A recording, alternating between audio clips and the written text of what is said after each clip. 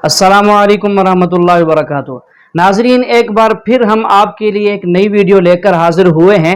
हम आपको ये दिखाएंगे कि गुज़िश्ता कल आपने सुना होगा कि इंडियन कॉमेडियन राजू श्रीवास्तव दुनिया से चल बसा, तो लोग उसकी बड़ी तारीफ़ें कर रहे हैं, तारीफ़ों के पुल बांध रहे हैं कि अच्छा आदमी था, ऐसा था, ऐसा था।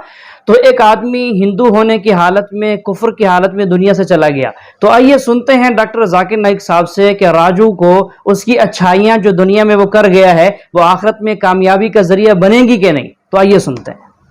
हिंदुस्तानी कॉमेडी स्टार राजू श्रीवास्तव 58 साल की उम्र में दुनिया से चल बसे। मशहूर हिंदुस्तानी कॉमेडियन और अदाकार राजू श्रीवास्तव दिल का दौरा पड़ने के एक माह बाद नई दिल्ली के एक अस्पताल में इंतकाल कर गए। मुंबई टू गोवा स्टार ने 58 साल की उम्र में भारतीय दारुल हुकूमत के all India institute of medical sciences में अपनी आखिरी सांसें ली। स्टैंड अप कॉमिक को 10 अगस्त को वर्जिश के दौरान दिल का दौरा पड़ने के बाद अस्पताल में दाखिल कराया गया था, जबकि इनके बारे में कहा जा रहा था कि कॉमेडियन दिमाग में सूजन की वजह से कोमे की हालत में थे। राजू श्रीवास्तव के निधन का सुनकर बहुत दुख हुआ, मन विचलित हुआ, उदास हुआ, एक चुप्पी सी छा गई है मुझ में, वातावरण में।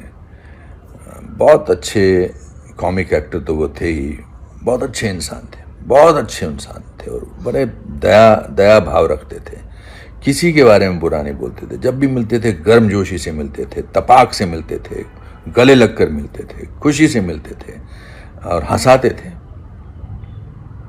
मैंने बहुत बार उनसे मुलाकात की, उनके साथ वक्त गुजारा, उनके साथ हंसी मजाक किया। मैंने कभी भी उनको सीरियस मूड में नहीं देखा। मैंने मतलब आमतौर पे कॉमिक एक्टर्स जो हैं वो डिफरेंट होते हैं रियल लाइफ में, मगर वो रियल लाइफ में भी वैसे ही थे जैसे वो स्टेज पर थे, पर्दे पर थे।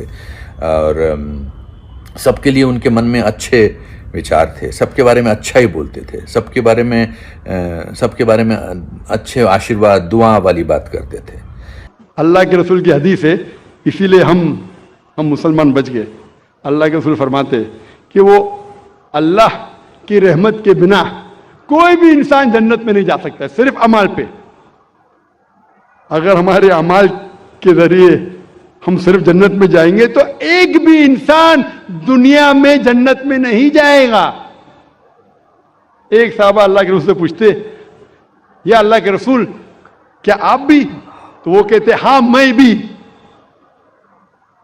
जब अल्लाह के रसूल जो सबसे बेहतरीन इंसान है, सबसे बेहतरीन मिसाल है हमारे लिए, वो अल्लाह के रहमत के बिना जब नहीं जा सकेंगे तो हम क्या है? इसीलिए अल्लाह की रहमत है, वो रहमान और रहीम, इसलिए हम बच गए।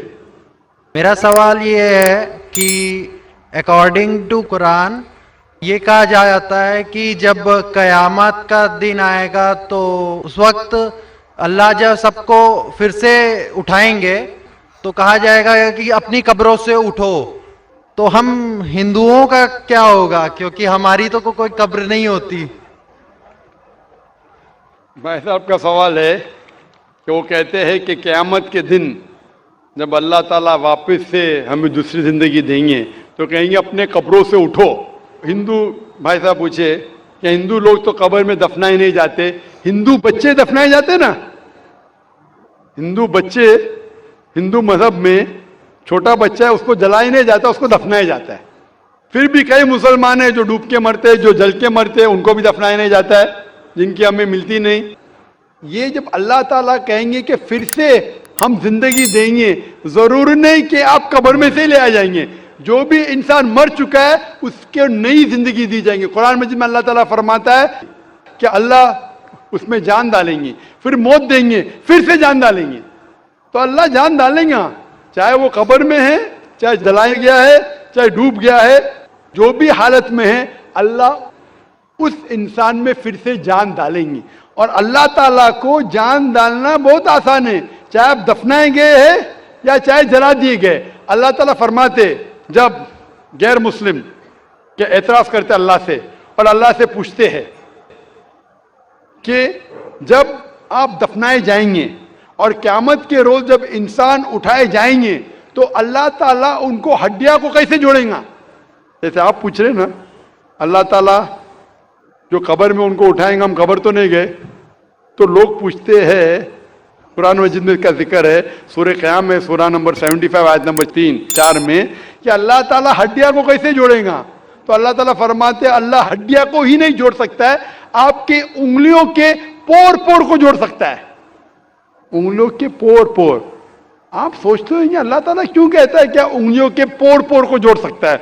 आज की साइंस ये कहती है, सर फ्रांसिस गोल्टिन एक साइंटिस्ट है जो सन 1880 में एक डिस्कवरी किए कि फिंगर प्रिंटिंग मेथड के दो इंसान करोड़ों लोगों में भी उनके फिंगरप्रिंट यकसा नहीं हो सकते। तो अल्लाह ताला फरमाते हड्डियों को तो छोड़ो, मैं आपके उंगलियों के पोर पोर को इकट्ठा कर सकता हूं और हू बहू वैसे पैदा कर सकता हूं। तो अल्लाह के लिए फिर से जान डालना बहुत आसान है, चाहे वो इंसान दफनाया गया है या जलाया दिया गया है या डूब के मरा है।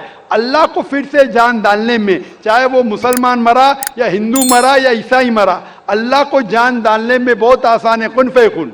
और फिर से हमें नई जिंदगी दी जाएंगी और फिर हिसाब किताब किया जाएगा। और हिसाब किताब में अगर आप अल्लाह के अहकामात पे अमल किए तो इंशाअल्लाह आप जन्नत में जाएंगे, इस दुनिया के इम्तिहान में सफलता पाएंगे। लेकिन अगर उनके अहकामात पे आपने नहीं चले, उनके मुताबिक नई जिंदगी बसर करे, तो आप इस जिंदगी में सफलता नहीं पाएंगे। Hope the answer the question. मैंने सवाल पूछा कि हमारे कॉलेज में लेक्चर्स होते हैं और क्या हम सलाह पढ़ने के लिए लेक्चर को तर्क कर सकते हैं, लेक्चर को छोड़ सकते हैं? और रोहित भाई ने कहा कि वो सेकेंड ईयर इंजीनियरिंग में है। मैं आपसे कहना चाहता हूं कि 20 साल पहले मैं भी कॉलेज में था, 20 साल पहले मैं भी कॉलेज में था, मैं भी इस दौर से गुजरा। अल्हम्दुलिल्लाह सुम्मा अल्हम्दुलिल्लाह, कॉलेज में अल्हम्दुलिल्लाह नमाज में पढ़ता था। कॉलेज में जब आप जाते हैं ब्रेक होती है, और कॉलेज का टाइमिंग क्या होता है, इधर 7 से 1 तक होता है, या हो सकता है 8 से लेकर 4 तक के, जो भी टाइम है लंच ब्रेक तो मिलता है। जब आपको लंच ब्रेक मिलता है, उस ब्रेक में आप लंच के साथ नमाज भी पढ़ सकते, सलाह भी पढ़ सकते। हो सकता है कि कॉलेज के ऐसे टाइमिंग हो कि आप अगर मस्जिद नजदीक है तो मस्जिद में जाइए, मस्जिद नजदीक नहीं है तो उस कॉलेज में अगर कुछ मुसलमान भाई है उनसे भी कहिए और जमात बना सकते। लेकिन सलाह छोड़ने की इजाजत आपको नहीं है, ये पढ़ना फर्ज है। और बेशक विदाउट एनी प्रॉब्लम आप पढ़ सकते हैं। आप जाके बॉयज कॉमन रूम में पढ़ सकते, गर्ल्स कॉमन रूम में पढ़ सकते। सलाह छोड़ने की इजाजत नहीं है। मस्जिद करीब है तो मस्जिद में जाइए, सलाह छोड़ने की इजाजत नहीं है। आप कह रहे थे कि कोई सुन्नी हजरात है, कोई शिया हजरात है जो पैर से पैर नहीं मिलाते। कुरान मस्जिद में सुन्नी शिया नहीं है, मुस्लिम है। मुस्लिम उसे कहते हैं जो अपनी जिंदगी अल्लाह के हुक्म और फरमान के मुताबिक बसर करता है। जो इंसान अपनी जिंदगी अल्लाह के बताए हुए रास्ते पे चलता है उसे कहते हैं मुस्लिम। तो जो आदमी नमाज पढ़ता है, मैंने आपसे जिक्र किया, अल्लाह सुब्हानहू व तआला कम से कम 12 जगह कहते हैं कुरान मजीद में अतिउल्लाह और अतिउर रसूल, ओबे अल्लाह एंड ओबे द मैसेंजर। सूरह निसा सूरह नंबर 4 आयत नंबर 59 और 12 जगह का जिक्र मैंने किया। हमें अल्लाह और अल्लाह के रसूल की इताअत करना चाहिए। और अल्लाह के रसूल फरमाते हैं कि आप उस तरह नमाज पढ़ो जिस तरह आप मुझे नमाज पढ़ते हुए देखते हैं। यह हदीस है बुखारी की किताब आदान की चैप्टर नंबर 18 हदीस नंबर 604। और फिर से दोहराया गया सही बुखारी में जिल्द नंबर 9 हदीस नंबर 352 352। और अल्लाह के रसूल फरमाते हैं कि नमाज के वक्त सही बुखारी में जिल्द नंबर 1 किताब आदान चैप्टर 75 हदीस नंबर 692 कि जब आप नमाज पढ़ते हैं, हजरत अनस फरमाते कि हम सहाबा के कंधे मिलते थे दूसरे सहाबा के कंधे से, हमारे पैर मिलते थे हमारे सहाबा के पैर से।